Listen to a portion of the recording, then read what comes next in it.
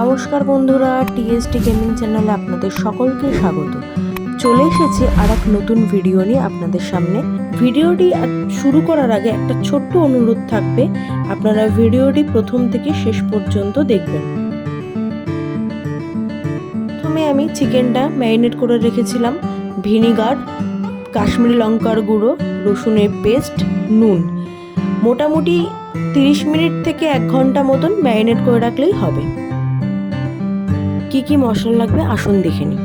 প্রথমে লাগছে পেঁয়াজ, দুরকমভাবে আমি কেটেছিলাম, গোটা রসুন, কাজু, আমন্ড,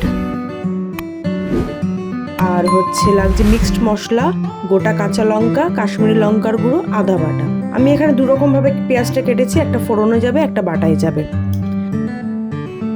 বাদিকে বাটিটায় রয়েছে দুধ, আমন্ড, কাজু, আর ডান দিকে বাটিটায় রয়েছে পেঁয়াজ, কাঁচা লঙ্কা, রসুন। তারপর লাগছে আমুলের দুধ, আমুলের বাটার। এই হচ্ছে আমার চিকেন মহারানির সমস্ত উপকরণ।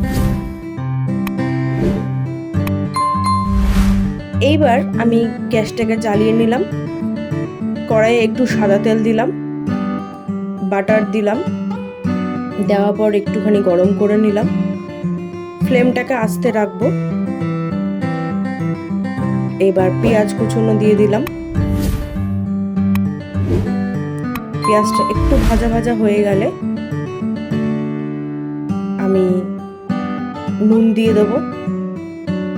দেখুন একটু লাল লাল করে ভাজা হয়ে যাচ্ছে পেঁয়াজটা। এবার আদা বাটা দিয়ে দিলাম, তারপর রসুন, পেঁয়াজ, কাঁচা লঙ্কার পেস্টটা দিয়ে দিলাম। মশলাটা একটু ভাজা ভাজা হয়ে যাবে, এবার আমি চিকেনটা দিয়ে দিলাম, ম্যারিনেট চিকেনটা দিয়ে দিলাম। এইবার ভালো করে নাড়াচাড়া করব। করার পর আমি মিক্সড মশলাটা দিয়ে দিলাম, যে মশলাটা আমি তৈরি করেছিলাম। আর মিক্সড মশলাটা আমি তৈরি করেছিলাম দারচিনি, লবঙ্গ, তেজপাতা, গোটা শুকনো লঙ্কা। এটাই হচ্ছে আমার মিক্সড মশলা। আমি একটু শুকনো খোলায় ভেজে তারপর বেটেছিলাম। এবার আমি অল্প অল্প করে জল দিয়ে দেবো।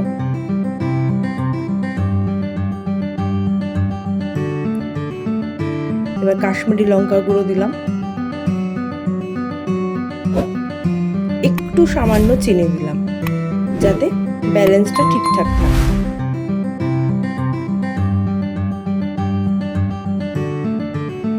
এবার আমি আমন্ড, কাজু আর দুধের পেস্টটাও দিয়ে দিলাম। ভালো করে নাড়াচাড়া করে নেব।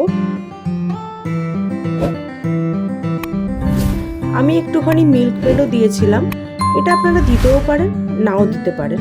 এটা আমার ঘরে ছিল তাই আমি একটু দিয়েছিলাম যাতে একটু টেস্টটা ভালো হয়। এবার আমি একটু নাড়াচাড়া করার পর আমি কিছুক্ষণ ঢাকা দিয়ে দেবো। এই 10 থেকে 15 মিনিট ঢাকা দিয়ে দেবো।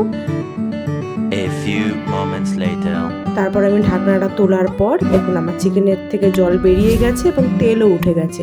তার মানে আমার চিকেনটা একদম তৈরি। তারপর লাস্টে আমি একটু বাটার দিয়ে দেবো। দিয়ে দেওয়ার পর এবার আমি একটা বোলে সার্ভ করে নেব। দেখুন আমার চিকেন মহারানি তৈরি। একদম ঘরোয়া পদ্ধতিতে চিকেন মহারানিটা আমি তৈরি করেছি। আজকের রেসিপিটি ভালো লাগলে কমেন্টে জানাবেন এবং ভিডিওটা ভালো লাগলে একটা লাইক, শেয়ার আর সাবস্ক্রাইব করে দেবেন প্লিজ চ্যানেলটিকে।